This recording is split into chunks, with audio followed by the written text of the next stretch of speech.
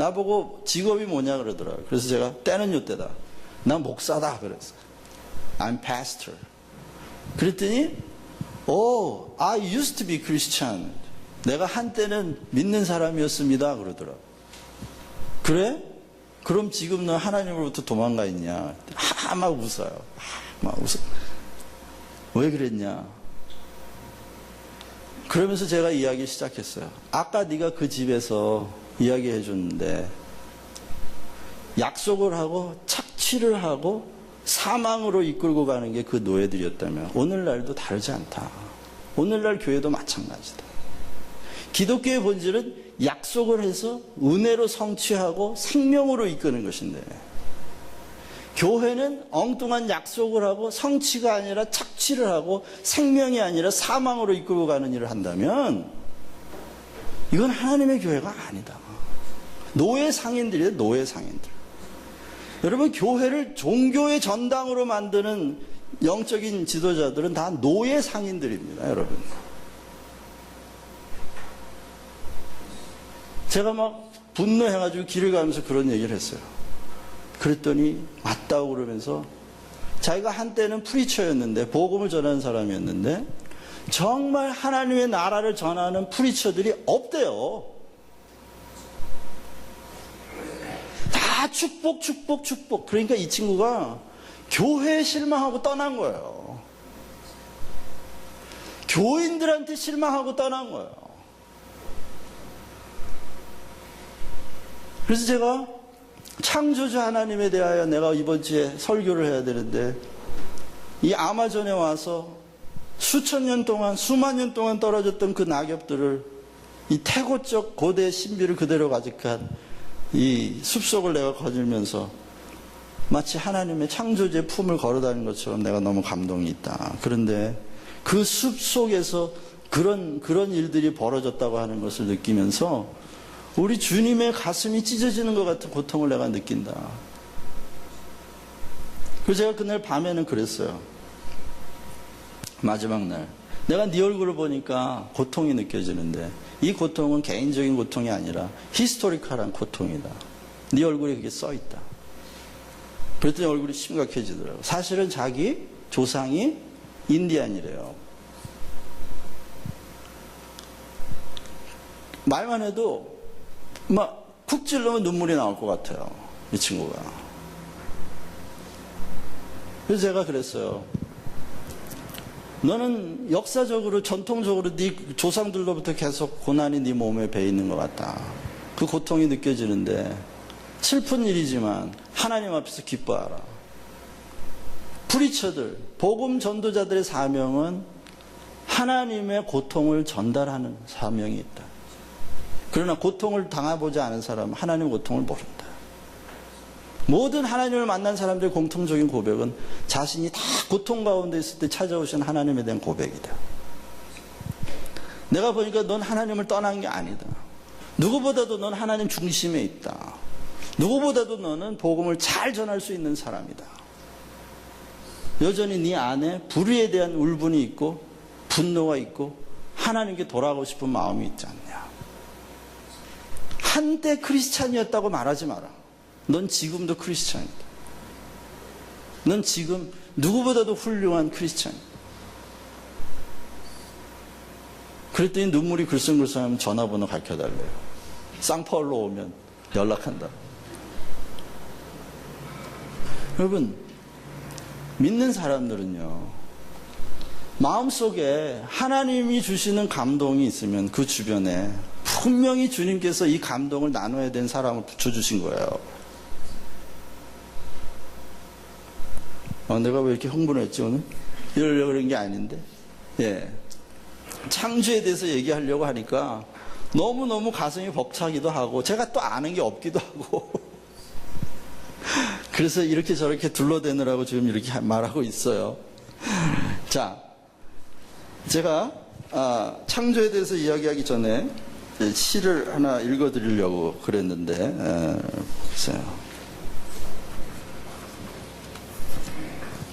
제가 좋아하는 류시와라는 시집인데 외눈박이 물고기의 사랑이라는 시집 안에 그 해설집에 보면은 이런 말이 있어요.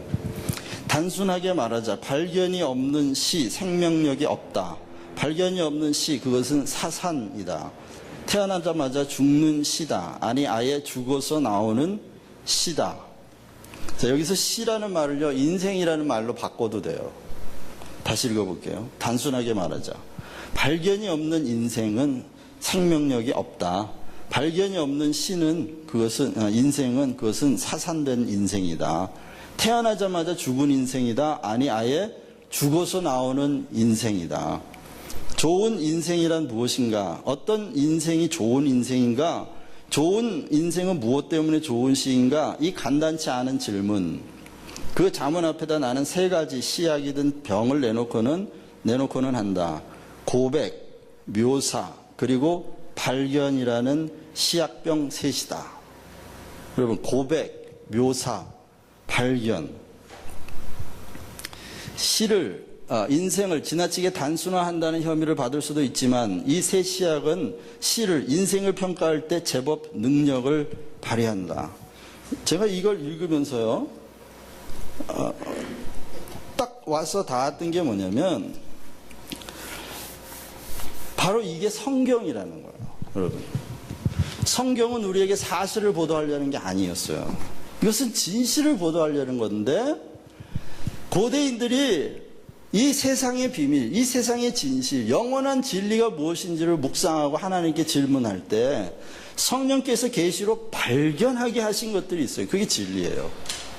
그런데 그 발견한 것들을 자기가 경험한 진리를 묘사하려고 애를 쓴 것이 바로 성경의 글들이고요. 그 글 속에는 이들의 신앙 고백이 들어있어요. 여러분, 이게 여러분의 좋은 인생뿐만 아니라 신앙의 본질의 이 세 가지예요. 뭐라고요? 발견이 있어야 돼요. 거기에는 고백이 있어야 돼요. 거기에는 여러분들이 경험한 진리에 대한 묘사가 있어야 돼요. 묘사가 무슨 말인지 알죠? 디스크립트 하는 거예요. 표현하는 거예요. 표현, 묘사.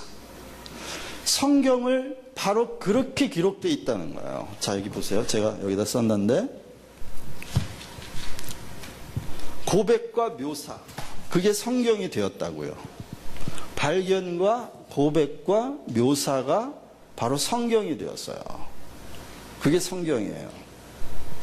성경을 기록한 사람들이 어느 날 발견한 거예요. 진리를 발견한 거예요.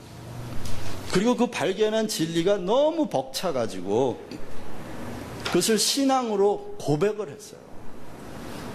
그리고 신앙과 고백, 자기의 신앙 고백과 발견이 담겨 있는 묘사, 표현을 한 거예요. 여러분 신앙 안에 이게 없으면 다 종교인이에요. 발견이 없고 고백이 없고 거기에 표현과 묘사가 없다면 다 종교인이에요. 종교인들은 종교의 본질은 감정이기 때문에 발견이 필요 없어요. 고백이 필요 없어요. 그냥 감정적인 표현만 하면 되는 거예요. 어떻게 보면 여기서 발견이라는 건 깨달음이라고도 말할 수 있어요. 깨달음. 깨닫게 해주시는 거잖아요. 여러분, 신앙생활을 한다는 건요, 이렇게 계속 발견해 가는 거예요. 자, 그런데 그분들이 성경을 써놨어요. 그래서 고백은 신앙이 되고 묘사는 진리를 규명하는 설교도 되고요. 설교는 뭐예요? 자기가 경험하고 발견하고 고백이 담겨 있는, 자신의 발견과 고백이 담겨 있는 진리 규명, 경험한 진리를 표현하는 이 설교예요. 성경 공부예요. 나눔이에요. 이런 것들이 다. 그것이 또 다른 발견으로 이어지죠. 그 발견이 또 다른 고백과 또 다른 진실 규명으로 이어지죠. 그것이 또 다른 발견으로 이어져요. 이런 과정을 통해서 기독교가 형성이 된 거예요, 여러분. 어느 날 하루아침에 자, 지금부터 기독교 시작, 이렇게 된 게 아니에요, 여러분. 우리가 믿는 기독교는 그래서 역사적 진리예요. 1500년 이상에 걸쳐서 선지자들과 사도들이 자신이 발견한 진리에 대하여 고백을 담고 진리를 규명하는 묘사를 통해 계속해서 기독교는 이렇게 점점 더 구체화되고 온 거예요. 그래서 기독교는 그렇게 역사적인 진리이고 우리의 신앙도 마찬가지로 이렇게 발견과 고백과 묘사가 반복되면서 점점점 우리의 발견이 많아지고 고백이 깊어지고 우리의 묘사가 풍부해져야만 하는 그런 역사적인 신앙이 돼야 되는 거예요. 우리의 신앙도. 근데 어느 날부터인가 고백이 똑같아져. 맨날 고백도 똑같고 기도 내용이 똑같아. 하는 말 묘사도 똑같아. 발견되는 건 더 이상 없어. 죽은 거예요. 이제 언제부턴가 내 신앙은 죽어 있는 거예요. 여러분, 하나님 살아계십니다. 믿으세요?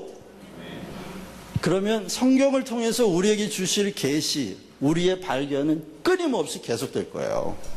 계속될 거예요. 그렇게 살아있는 하나님과 대화하는 것.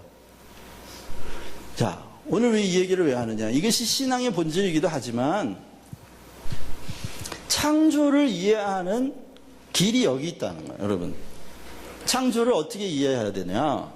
창조는 어떤 근거를, 기록된 근거를 가지고 사실로 확인하는 게 아니라는 거예요. 뭐냐? 여러분이 발견해야 돼요. 아, 이 창조가 맞네 하고 여러분 내면에서 영혼이 그걸 발견해야 된다고. 그리고 그걸 고백해야 돼요. 그리고 그것을 묘사해야 돼요. 여러분 나름대로 방식으로. 바울은 어떻게 얘기했어요? 바울은 창조주 하나님에 대하여 만물은 주로 말미암고 주에게서 와서 주로 말미암고 주에게로 돌아가느라 깨닫고 고백하고 묘사한 거예요. 어느 날 바울이 이렇게 눈 감고 있는데 손이 막 달달달 떨려가지고 이렇게 써놓고 보니까 그렇게 써있는 게 아니라니까요. 창조주 하나님을 만난 바울이 어느 날 발견한 거예요. 그렇구나. 만물이 다 주에게서 왔어. 만물이 다 주님이 붙들고 지금 섭리하고 계시고 결국 만물은 다 주에게로 돌아가는구나.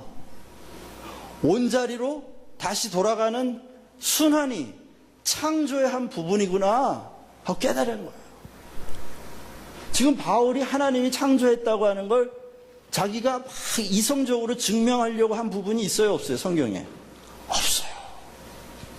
다시 말하면 우리도 기독교인으로서 창조를 증명해내려고 하는 사실의 수준에서 싸움을 걸어서는 안 된다는 거예요. 바보 같은 얘기라는 거예요. 그게 아니라 창조에 대해 여러분 발견하는 게 있어야 돼요. 여러분 한 사람 한 사람이 창조에 대하여 발견해야 돼요. 아, 그렇구나. 그리고 거기에 신앙 고백을 담고 여러분의 입술로 고백을 해야 하는 겁니다. 그때 여러분 안에는 창조론이라고 하는 무너지지 않는 진리가 하나 탁 세워지는 거예요. 이게 뭐 진화론자하고 논리적으로 싸워가지고 이겼다고 해서 그게 창조론이 여러분에 세워지는 게 아니라는 겁니다. 성경이 만약 그걸 원했다면 다 일일이 논문식으로 다 했을 거예요. 근데 그렇지 않고 그 창조주 하나님을 발견한 신앙 고백들이 다 기록되어 있는 거죠. 골로새서니 히브리서니 창세기 시편 전부 다 만물에 관하여 만유에 관하여 나온 것들을 보면 다 고백이고 찬양이고 발견이지 여기 구체적인 과학적 기술이 되어 있지 않다. 생각해 보세요. 피조물이 창조주를 어떻게 증명해낼 거예요? 개미가 인간에 대해서 어떻게 증명해낼 거예요? 말도 안 돼요. 하나님은 우리에게 그걸 요구하시는 게 아니에요. 발견하라. 예수님이 천국 비유하실 때도 그랬잖아요. 밭에 감추인 보화를 어떻게 했어요? 이 사람이? 발견했어요. 발견했어요. 그리고 어떻게 해요? 좋아가지고 입이 막 벌어지는데 이걸 억지로 꾹꾹 참으면서 막 가가지고 다 팔았어요. 팔았다는 건 뭐예요? 고백한 거예요. 그게 다